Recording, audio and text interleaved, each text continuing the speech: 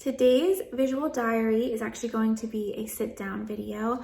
I am 3.5 weeks away from my due date and I'm just super exhausted. I've been pushing myself this whole pregnancy, and so I feel like now that we're at the end of it, I need to kind of take a step back and relax a little. I'm still like super active every week because of my home renovation YouTube channel. And we're doing like tons of nursery makeovers. So if you guys want to see that, I will link it down below.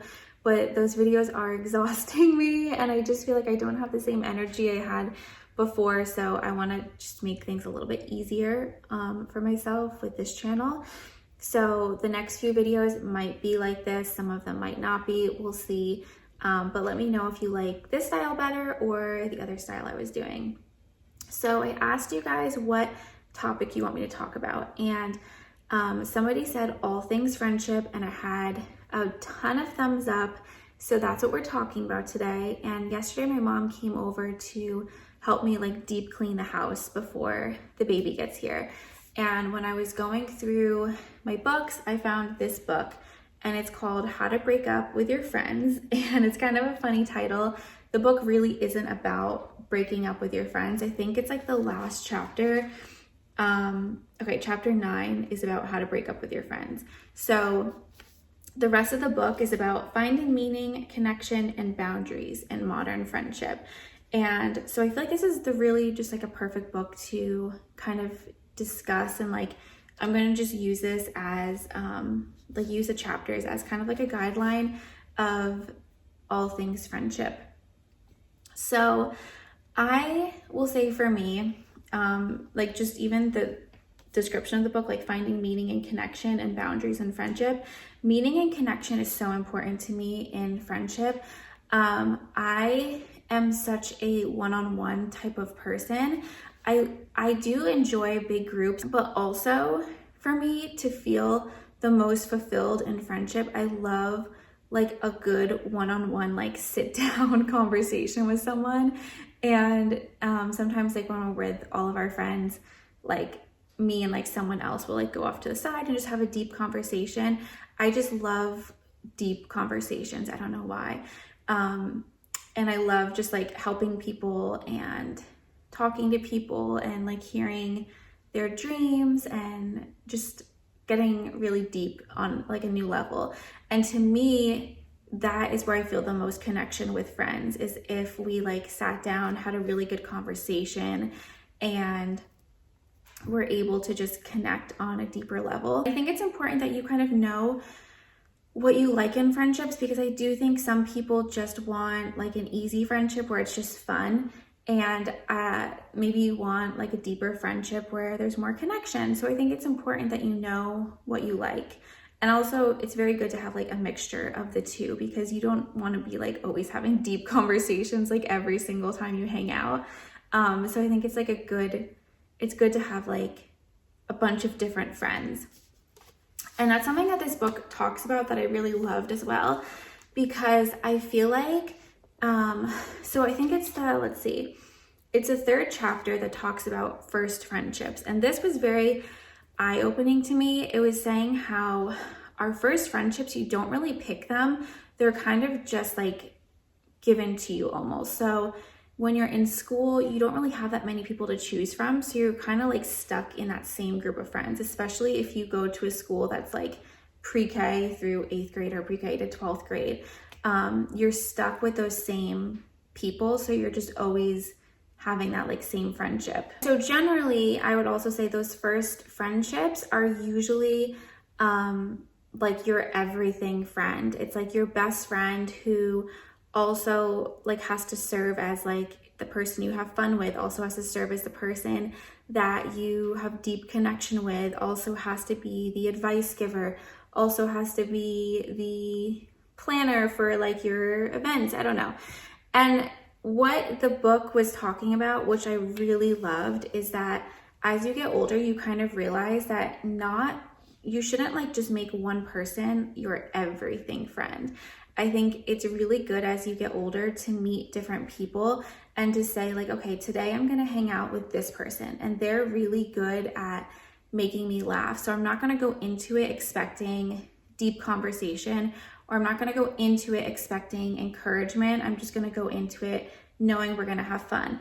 And then you could have another friend, and like that friend could be your encourager, and you know that like when you spend time with them, they're going to be really great at encouraging you.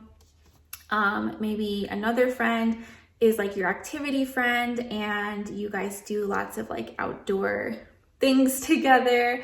So I think it's really great to not kind of throw all of your like things that you're very into onto one person. So the next couple things I wanted to talk about is it says that you should be your own best friend, and also talks about the anatomy of a good friendship.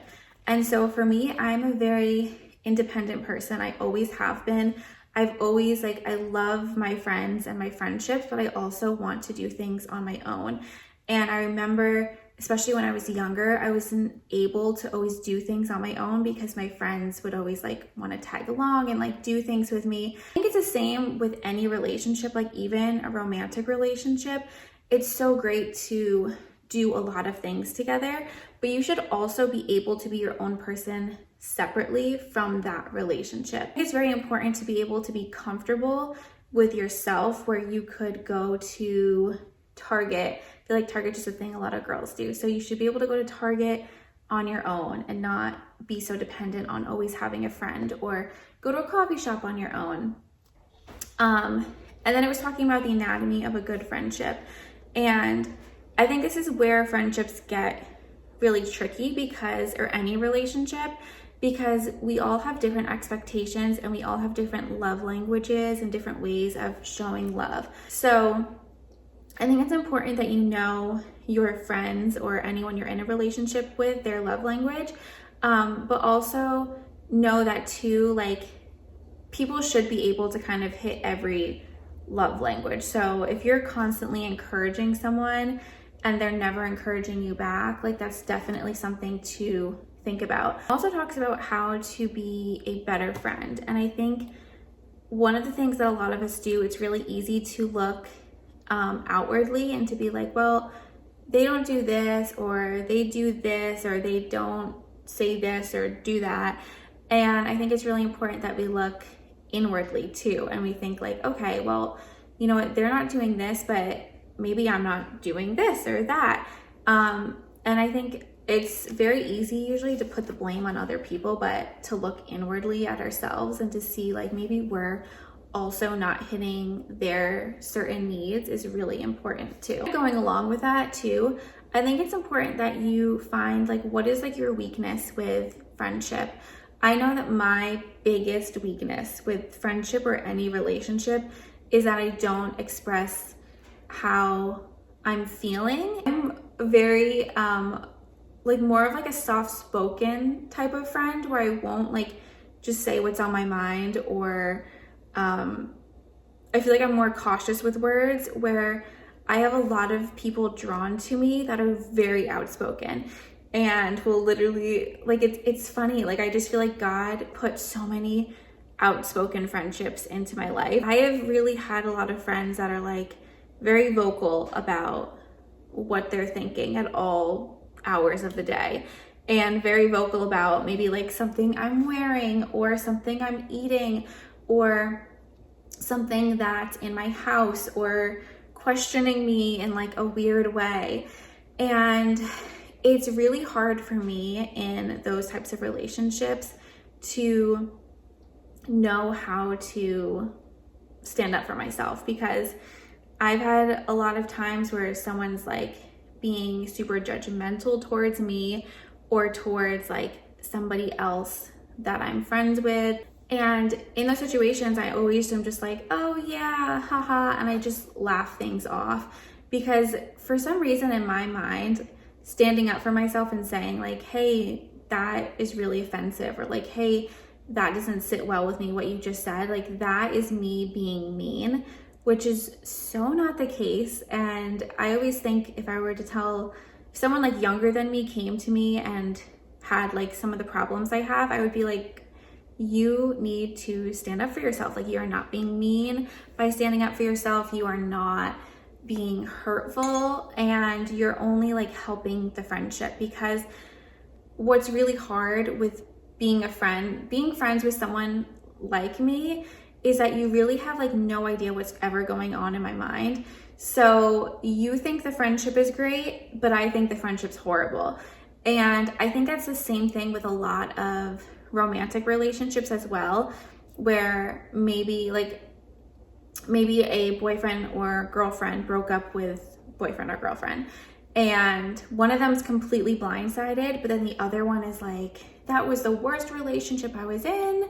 They always did this to me, they did that to me. And then the other person's completely blindsided because they're like, I had no idea you felt that way. So if you are anything like me, try just a little bit to show more emotion. And I have been seeing that as I've gotten older, I am getting better at it. I'm getting better, even just like the past year, at like, if someone does offend me, I've been standing up for myself. Like the other day, someone was being so rude to me, and I finally stood up for myself, and I was just like, no, I'm not dealing with this.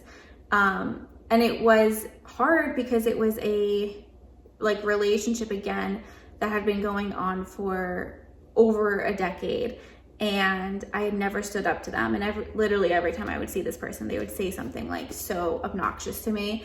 And so finally standing up for myself was great. There's this quote, and it's like, even if your voice shakes, still do it. And my voice was so shaky for sure. I was like, I don't think that's right. And like, you know, I was a mess saying it, but just getting that practice of doing it is so worth it. So chapters 9 and 10 talk about how to break up with your friends and how to make new friends. So let me talk about that really quickly. How to break up with your friends. I feel like it's a really hard thing to do. And I actually had a friendship breakup, and it was definitely like something I knew I needed to do. And I knew I needed to do it for a while because I wasn't feeling good in the relationship for, again, years, and I never said anything, or I would try to hint at things, but like my hints would never really get taken. And I remember towards the end of that friendship opening up and being like, hey, listen, like, here's how I feel. And it was never received well. And so then, like, you know, probably like a year later, I was like, I have to be done with this. Like, I can't keep going on. Because I think whether it's a bad friendship or a bad romantic relationship or a bad family member relationship, it is so draining. And I can say firsthand that when I finally like ended my friendship that I was in, and it wasn't a horrible friendship, but I will say like it was just very draining, and I didn't like the way that like things were done in the friendship. I felt so much better, and I became like a whole new person. Like I was like super outgoing after that. I was like hanging out with tons of new people, and it really just brought out this whole new personality to me, and it opened a lot of doors for new friendships. So if you are scared to break up with a friend because you're like, well, I'm gonna have no friends, just know that by doing so, you're probably going to bring so many new relationships into your life, because it kind of forces you then to like go out of your comfort zone and make new friends. And I think social media is such a great way to do that. Even just reconnecting with people that maybe you went to high school with, like maybe you follow someone on Instagram and you're like, hey, you know what? Like she does a lot of fun things that I like to do as well. Like I'm telling you, like if you just reach out to people and are like, hey, like I know this is so random, like we haven't talked in so long, but I see that you're always doing this, and like I love doing that. Would you ever want to go together? I can guarantee you, like everyone is looking for a friend and they would love to just go with you. So yeah, I think that's like really great to do. But how to actually break up with a friend, I would say the best thing to do is to have a conversation with them, obviously. If you're anything like me, I'm really bad at like face-to-face standing up for myself conversations, because I will easily get walked over by people. And so normally for me, it's easier to kind of like write out all of my emotions, how I'm feeling, and if they respond, like process it, think about it for a while, and then like respond back, and not just be like so quick to things. I don't think necessarily like texting and breaking up with a friend is the best way to do it. I definitely think like sitting down in person is the better way to do it. I'm very easily persuaded by people. So I knew that like if I were to be face to face with someone, like it probably wouldn't end how I needed it to end. And I kind of reversed these because chapter 10 is talking about how to make new friends. And I kind of explained like, I think it's really great to do it through like Instagram and stuff like that. For me, I actually had been following one of Connor's friends, and it's kind of a long story, but I felt like we just like had so much in common, and she would like reach out to me every now and then and just be like, hey, like I see, like when I was going through my miscarriage, she was like, I see that like you're going through this, like I'm so sorry. Like let me know if you ever want to get together. And I think a lot of girls do that, where they like reach out and they're like, hey, like if you ever want to get coffee, like let me know. And we all tend to do the same thing where we're like, oh, I would love that. Like we should definitely do that one day. But then you don't follow up with people. But what I recommend doing is like if someone reaches out to you saying that, or if you reach out to someone else saying that, like just be a little aggressive with it and just be like, okay, like does next Wednesday at noon work for you? Or say like, hey, okay, like what's your work schedule like? Like when would be a good time for you to meet up and hang out? And I feel like God brought so many people into my life last year, like when I was going through a friendship breakup. It's really amazing because it showed me how easy it is to make friends. Because I feel like everyone says like, oh, it's so hard to make friends. And I always felt the same way too.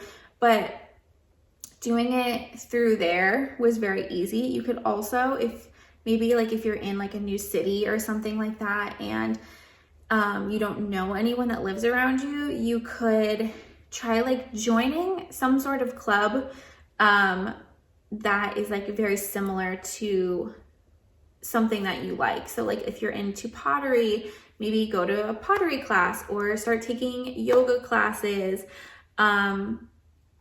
or just like go to cafes. And I think a really good way to like start conversation with someone is to just compliment someone. I'm telling you, most people are going to be so excited that someone is offering to hang out with them. So they're gonna love that. The one last thing I do wanna say too is that something I've noticed like as I've gotten older with friendships is that, first of all, like I now know what I want in relationships and what I expect from people.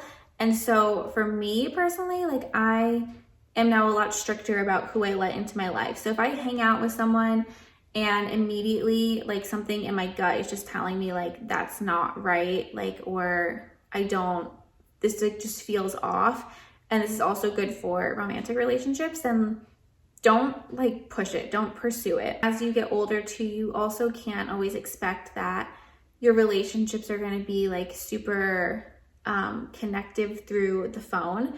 I know so many of my relationships, it's like we literally will not text each other at all. And then like once a month or once every few months, we'll be like, hey, like I miss you so much, let's hang out. And then we get together, we hang out, and we have like, you know, hour-long conversations about just life and catching up. And I think that, you know, friendships are so different from when you're younger to when you're older, and expectations change. I think it's just important to be aware of that and know what you expect from relationships, and know that you also need to put into relationships, and just keep like all of this in mind when you're with your friends.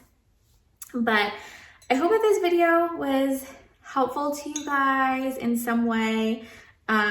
If you have more videos that you want me to talk about, like more topics, just let me know and I will try to get to those. But I love you all and I hope you have a great day, and I'll talk to you next time. Bye.